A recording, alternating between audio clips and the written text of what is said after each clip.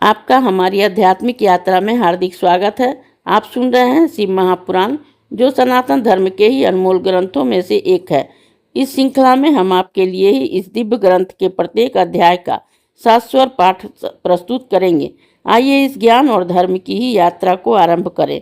भगवान महादेव की महिमा और उपदेश से ही सजी इस पावन कथा के साथ ही ओम नमः शिवाय।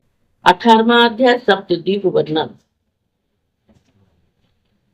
तब कुमार बोले कि हे ऋषियों, अब हिमालय के दक्षिण में ही स्थित भारतवर्ष का वर्णन करता हूँ, जहाँ की भारतीय सृष्टि शोभित है। यह 9000 योजन विस्तार वाला है। इसे पंडितों ने स्वर्ग तथा अपर की भूमि कहा है। यहाँ मनुष्यों को स्वर्ग और नरक की प्राप्ति होती है।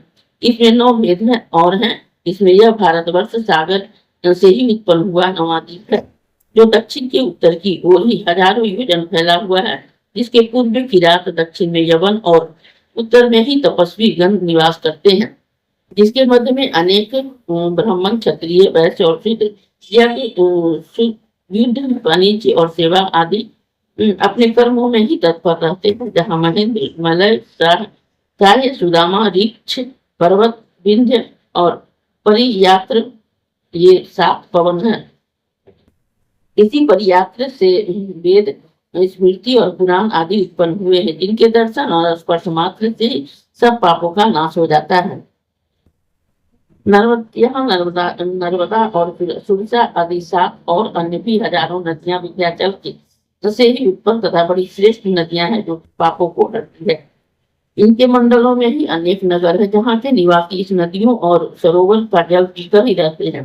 भारतवर्ष में सतयुग आदि 4 युग रहते हैं, जो अन्य द्वीपों में ही नहीं होते। यहाँ पुण्यात्मा जन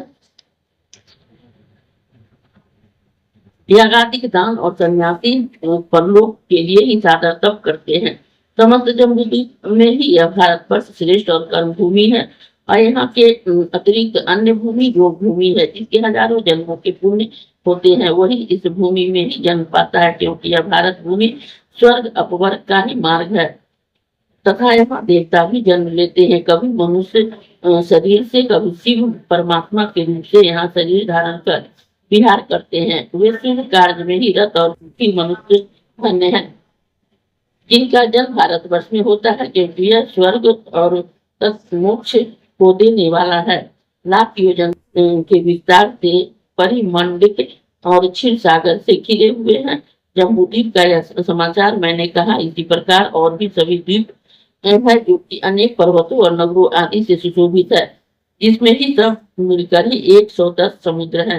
परंतु इस सब का ही आधारभूत सब भूतों से अधिक पृथ्वी है, जो सब लोगों को धारण कर रही है। इस अध्याय के श्रवण हेतु आपका हृदय से धन्यवाद। हम आशा करते हैं कि शिव महापुराण की यह दिव्य कथा आपको आध्यात्मिक शांति और गहन ज्ञान प्रदान कर रही होगी। कृपया अगले अध्याय के लिए हमारे साथ जुड़े रहें और अपने सुझाव एवं भावनाएं कमेंट के माध्यम से अवश्य साझा करें। धर्म, भक्ति और ज्ञान की इस पावन यात्रा में आपका साथ हमारे लिए अत्यंत मूल्यवान है। ओम नमः शिवाय। यदि यह प्रस्तुति आपको पसंद आई हो, लाइक करें, कमेंट करें, सब्सक्राइब जरूर करें, बेल आइकॉन दबाना ना भूलें, ताकि अगला अध्याय आपसे छूटे नहीं। और इस पावन ज्ञान को ही शेयर करें अपने परिवार और मित्रों तक।